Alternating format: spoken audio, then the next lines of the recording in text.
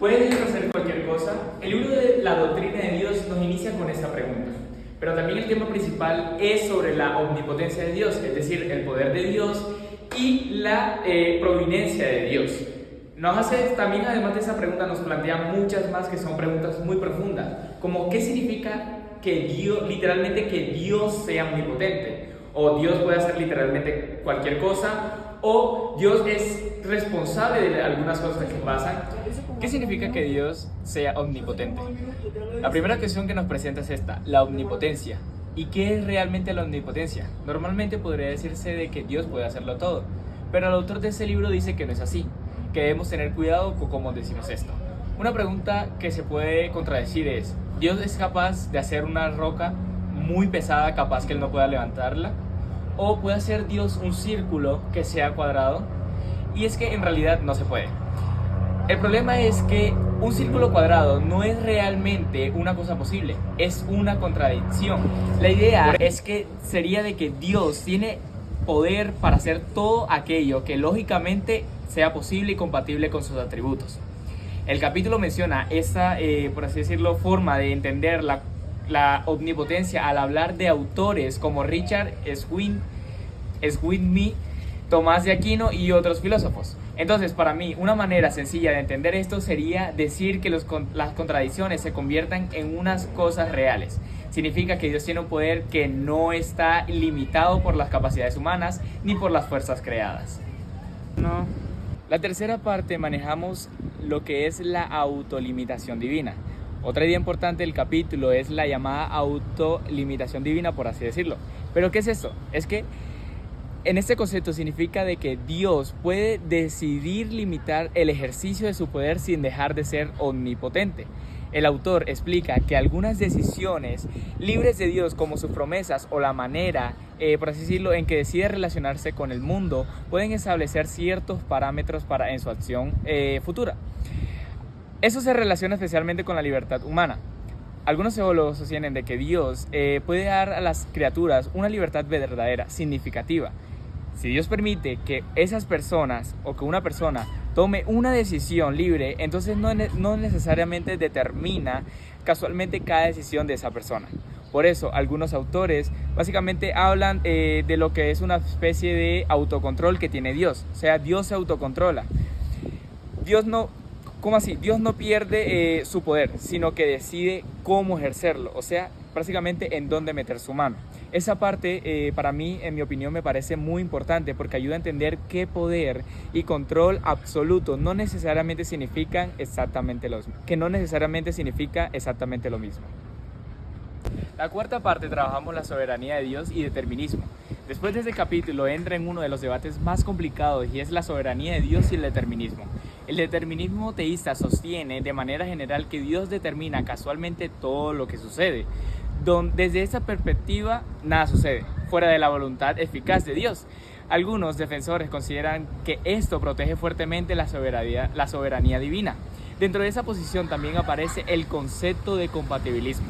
Los compatibilistas creen que el determinismo puede ser compatible con algún tipo de libre albedrío. La persona sería libre en el sentido de que puede hacer lo que quiera y no está siendo obligada externamente, aunque sus deseos y acciones estén determinadas casualmente. Por otro lado, los que son libertarios o interministas, quienes consideran que una libertad humana genuina requiere que las decisiones no estén determinadas casualmente, de esa manera entonces tenemos una tensión muy interesante. Por un lado tenemos la soberanía de Dios y por otro lado tenemos la libertad humana. La pregunta es, ¿cómo podemos afirmar las dos cosas al mismo tiempo? Como quinta parte tenemos el teísmo abierto. Otra de las posiciones que presenta el capítulo es el teísmo abierto.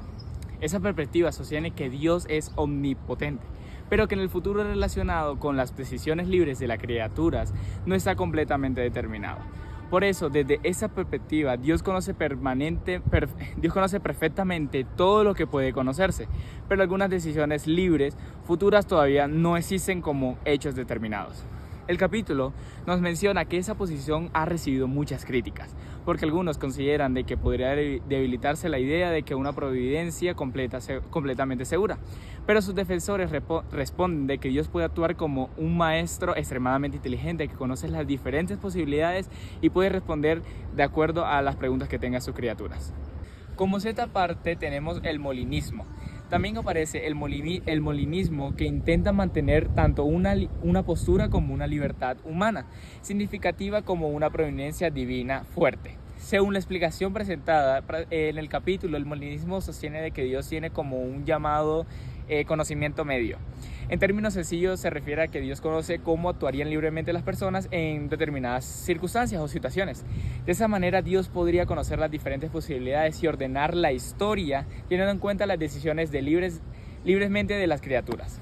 El autor explica que desde esa perspectiva, Dios no necesariamente consigue cada cosa que desea, en el sentido de que cada persona haga exactamente lo que Dios quiere, pero sí puede mantener una soberanía providencial exhaustiva y llevar adelante sus propósitos. Esa posición intenta ser como básicamente un punto intermedio entre el determinismo y otras formas de indeterminismo.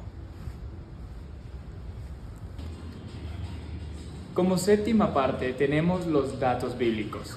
El autor menciona textos que presentan a Dios como todopoderoso. Por ejemplo, tenemos Jeremías 32:17. Jeremías 32:17 dice que nada es imposible para Dios. También aparece Lucas 1:37, Mateos 13:26 y otros textos relacionados también con el poder de Dios. Pero también se presentaron textos que parecen mejorar aún más o mostrar que Dios no hace absolutamente todo lo que quiere que las personas hagan. Por ejemplo, algunos textos hablan de las personas que rechazan la voluntad del propósito de Dios. Esto es precisamente, por así decirlo, lo que genera diferentes interpretaciones o diferentes opiniones. Los deterministas presentan ciertas cosas que interpretan, por así decirlo. Consideran que otros textos muestran que Dios puede permitir decisiones libres que no coinciden con sus deseos.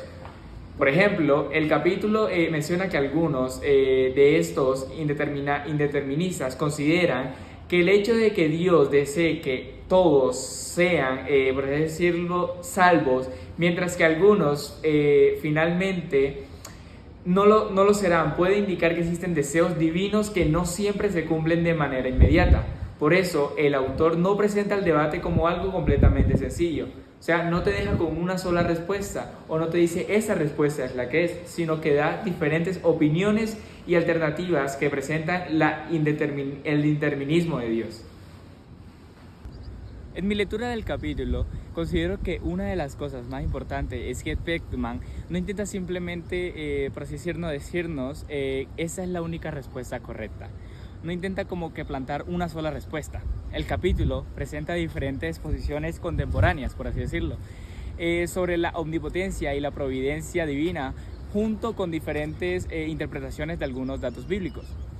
De hecho, la conclusión del capítulo dice de que se han presentado diferentes enfoques sobre la omnipotencia y también sobre el ejercicio providencial del poder de Dios, acompañándonos básicamente de un análisis de datos bíblicos relevantes. Esto muestra que el objetivo prácticamente principal del tema del autor prácticamente es ayudarnos a entender el debate y sus implicaciones. El capítulo sí nos deja con preguntas importantes, como ¿Dios siempre consigue lo que quiere? ¿O Dios determina casualmente la historia?